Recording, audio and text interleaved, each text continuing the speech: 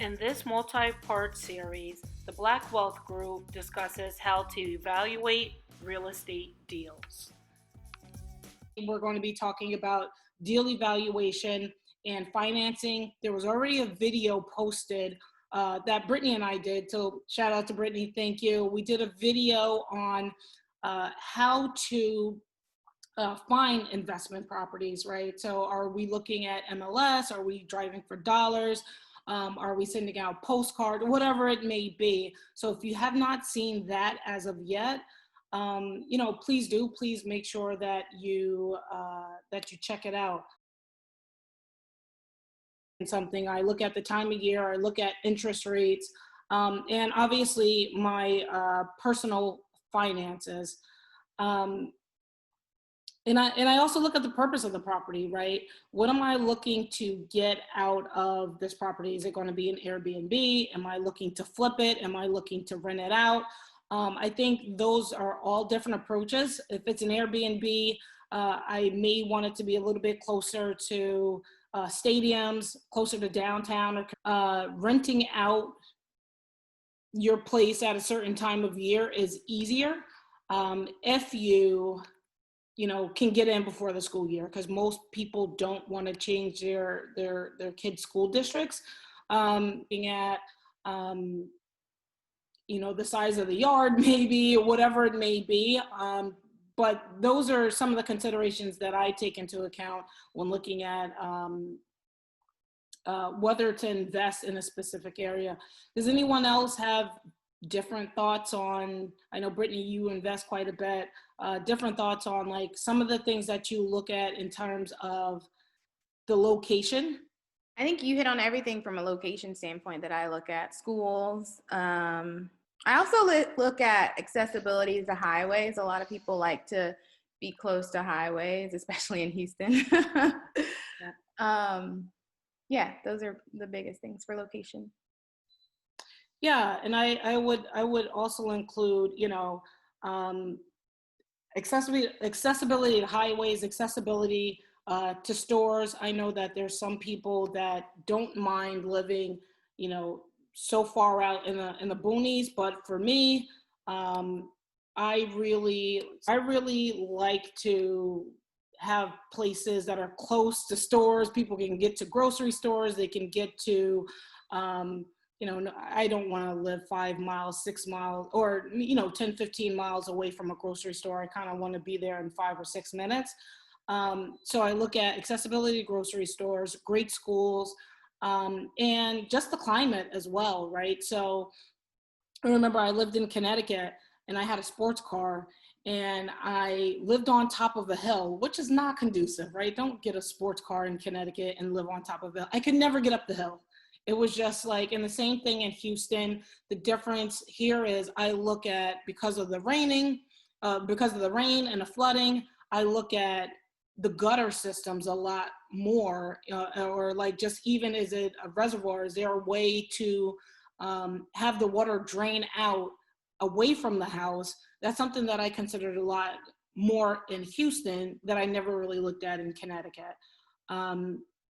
So it may be different wherever you're looking to invest, but those are some of the things that, I'm looking at because water can damage the house and it can drive up your insurance costs as well if it's flooded before, or if it's in a flood zone, which I'm learning there's like different floodplains. You got your 100, your 500 floodplain, and your insurance will be impacted by if you're in a floodplain. Another thing is comps, looking at the comps, what is, obviously what is sold in the neighborhood.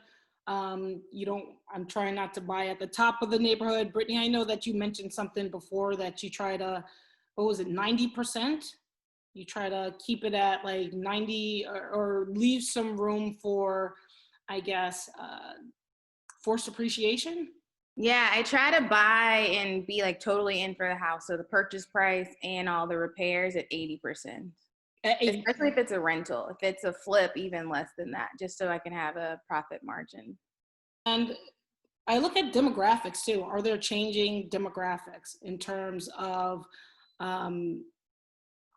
is this a neighborhood with children in it, right? So if this is a neighborhood that has very high home ownership in good schools, and not many rentals, I've seen that, like, they seem to sort of snap up those places a lot sooner because, some people want to be in that school district in that neighborhood, but aren't in a position to buy just yet.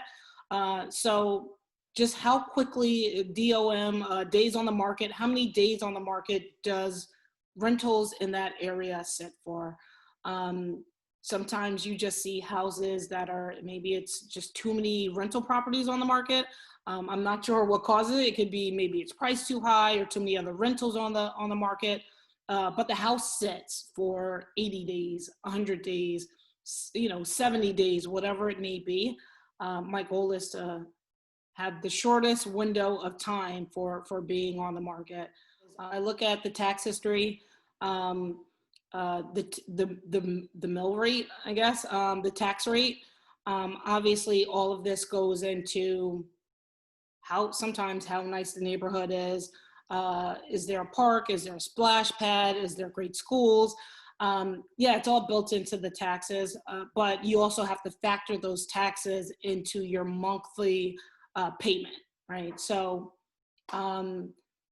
sometimes the taxes can be a deal breaker, and in different places, homesteading, like here in Texas, you can homestead only one property and you get the tax break, but you can only do that for one property. And Brittany, is it only one property of your choice, or does it have to be your primary?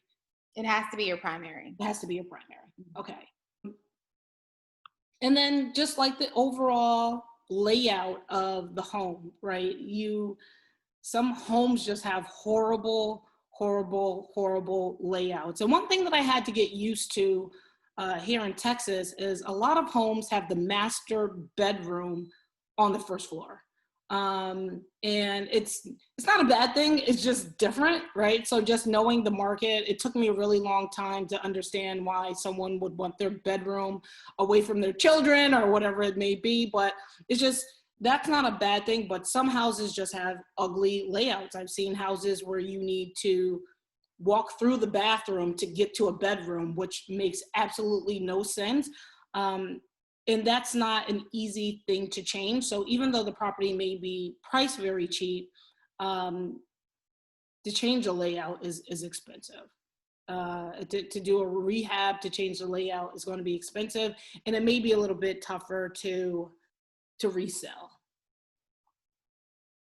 Any thoughts on, anyone have any questions, thoughts on, I guess, layout, other things that people consider?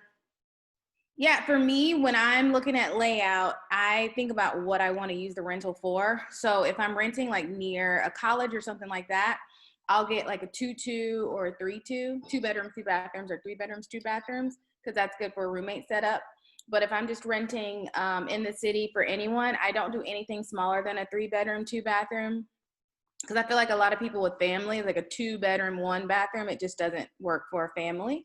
And then I won't ever go over 4 bedrooms, because I feel like once you start getting over 4 bedrooms, things just get a little, I don't know, it's a little tricky. Sometimes you might end up with having 2 families in your house, and that's a little just different.